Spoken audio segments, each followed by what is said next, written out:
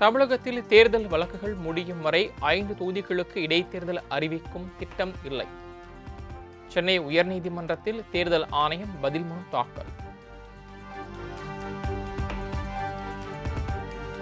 Annapurani super 6 திட்டத்தின் மூலம் பெண்களுக்கு ஆண்டுதோறும் 3 சிலிண்டர்கள் விலையில்லாமல் வழங்கப்படும்.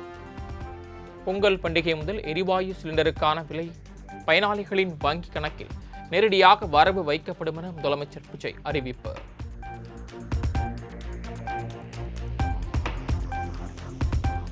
அக்டோபர் 2 காந்தி பிறந்த நாள் முதல் மகளிருக்கு வெற்றி பயணம் திட்டத்தின் மூலம் கட்டணமில்லா பேருந்து சேவை விரிவாக்கம்.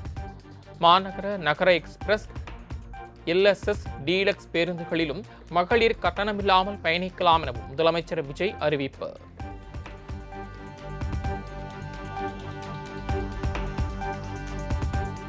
மாவட்டங்களுக்கு இடையே புறநகர் பேருந்துகளிலும் மகளிர் கட்டணமில்லா பேருந்துகளில் பயணிக்கலாம்.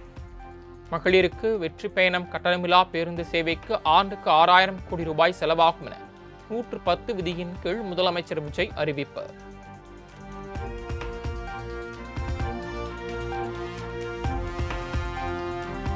பரந்தூர் விமான நிலைய திட்டம் கைவிடப்படுவதாக 110 விதியின் கீழ் முதலமைச்சர் விஜய் அறிவிப்பு.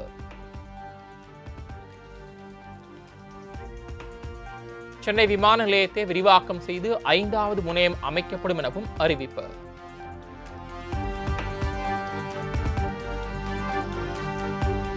பரந்தூர் விமான நிலைய திட்டத்தை நிறுத்துவதால் தொழில் நிறுவனங்கள் அண்டை மாநிலங்களை நோக்கி வெளியேறும் அபாயம் ஏற்பட்டுள்ளதாக எதிர்க்கட்சித் தலைவர் உதயநிதி கருத்து.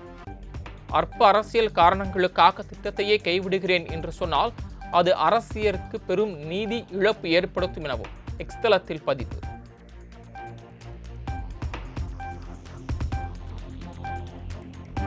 பரந்தூர் விமான நிலையத்தை கைவிடுவது தமிழ்நாட்டின் வளர்ச்சியை படுகொலியில் தள்ளிவிடும் என திமுக தலைவர் மு.க. ஸ்டாலின் அச்சம். முதலமைச்சரின் அறிவிப்பு நம் போட்டி மாநிலங்களுக்கு அடித்த ஜாக்பாட் எனவும் எக்ஸ் பதிவு.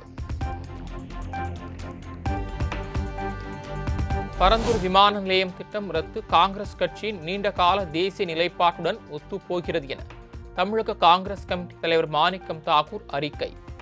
நிலம் கையகப்படுத்தப்பட்ட சட்ட நடைமுறையில் தீவிரமான குறைபாடுகள் இருந்ததாகவும் குற்றச்சாட்டு.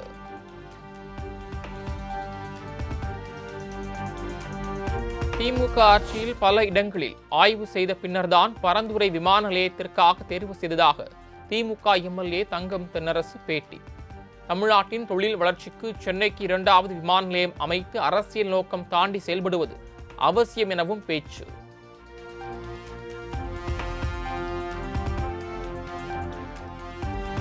உண்மையாகவே மக்கள் மற்றும் விளைநிலங்கள் பாதிக்கப்படும் திட்டம் என்றால் நிச்சயமாக தேமுதிக எதிர்க்கும். பரந்தூர் விமான நிலைய திட்டம் கைவிடப்பட்டது தொடர்பான கேள்விக்கு பிரேமலதா விஜயகாந்த் பதில்.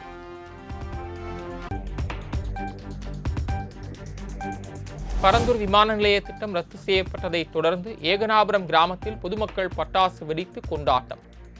அம்பேத்கர் சிலைக்கு மாலை அணிவித்து முதலமைச்சர் வாழ்க என முழக்கம்.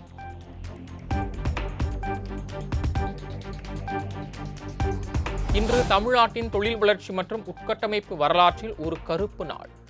பரந்தூர் விமான நிலைய திட்டம் கைவிடப்படுவதாக தாவேக அரசு அறிவித்ததை சுட்டிக்காட்டி முன்னாள் அமைச்சர் TRB ராஜா எக்ஸ் பதிவு.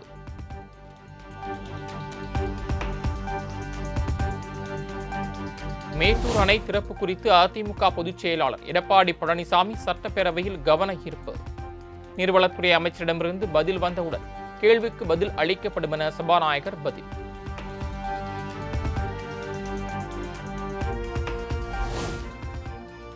டெல்டா மாவட்டங்களில் பெய்த மழையால் நெற்பயிர்கள் பாதிப்பு. 2 ஏக்கர் நெற்பயிர்கள் சேதமடைந்துள்ளதோடு தார்பாய் கொண்டு மூடப்பட்ட நெல்லும் முளைத்து வீணாகியுள்ளதாக அதிமுக பொதுச் செயலாளர் EPS குற்றச்சாட்டு. 151.4 மில்லிமீட்டர் மட்டுமே மழை பதிவாகியுள்ளது. இருப்பினும் பயிர்களின் பாதிப்பை பொறுத்து நிவாரணம் வழங்கப்படும் என அமைச்சர் வினோத் பதில்.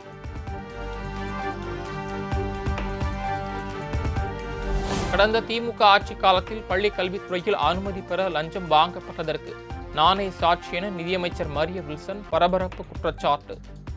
கடந்த ஆட்சியில் எந்த இடத்தில் எவ்வளவு பணம் வாங்கினீர்கள் என கூற நான் தயார் எனவும் விளாசல்.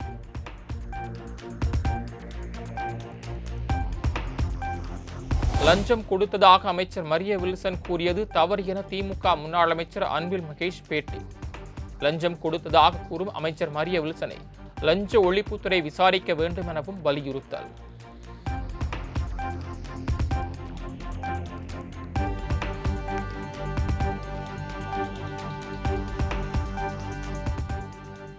அண்மை செய்தி ஒன்றை பார்க்கலாம்.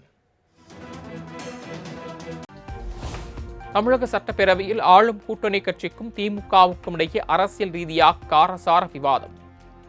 ரோசம் இருந்தால் எங்கள் ஆதரவுடன் வெற்றி பெற்றவர்களை கூட்டணியிலிருந்து வெளியில் அனுப்புங்கள் என KN நேரு ஆவேசம்.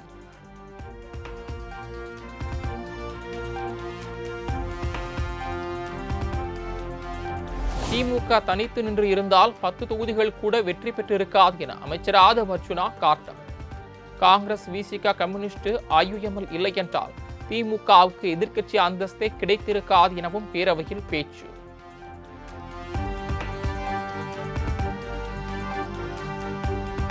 முன்னாள் பிரதமர் ராஜீவ்காந்தி படுகொலைக்கு பிறகு ஒற்றை இடத்தில்தான் வெற்றி பெற்றோம். பூஜ்ஜியத்திலிருந்து வந்தது திமுக, எதையும் எதிர்கொள்ள தயார் என திமுக MLA கோவி செழியன் பேச்சு.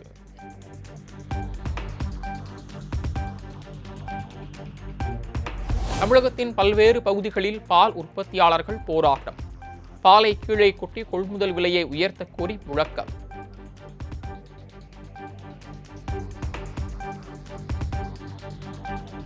புதுச்சேரி சட்டப்பேரவையில் 14,300 கோடி ரூபாய் மதிப்பீட்டில் 2026-2027 ஆண்டிற்கான பட்ஜெட் தாக்கல். தமிழ் இலக்கியம், பண்பாடு ஆகியவற்றை பறைசாற்றும் வகையில் புதுச்சேரியில் உலக தமிழ் மாநாடு நடத்தப்படும் என முதலமைச்சர் ரங்கசாமி அறிவிப்பு.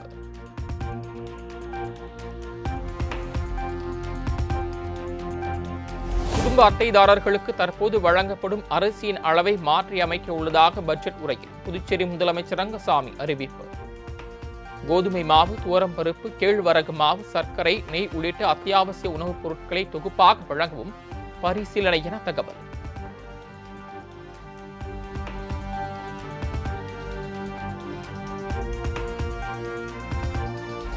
சமையல் எரிவாயு சிலிண்டருக்கு KYCயை சமர்ப்பிப்பதற்கான காலக்கெடு வரும் 31ஆம் தேதி வரை நீட்டிப்பு. போலி இணைப்புகளை நீக்கவும் தகுதியானவர்களுக்கு மானியம் சென்றடைவதை உறுதி செய்யவும் மத்திய அரசு நடவடிக்கை.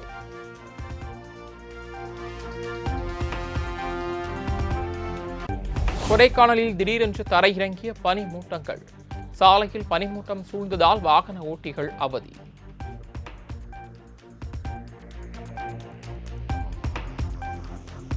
தலைநகர் டெல்லியின் பல்வேறு பகுதிகளில் கொட்டி தீர்த்த கனமழை. சாலைகளில் மழைநீர் குளம் போல் தேங்கியதால் வாகன ஓட்டிகள் கடும் அவதி.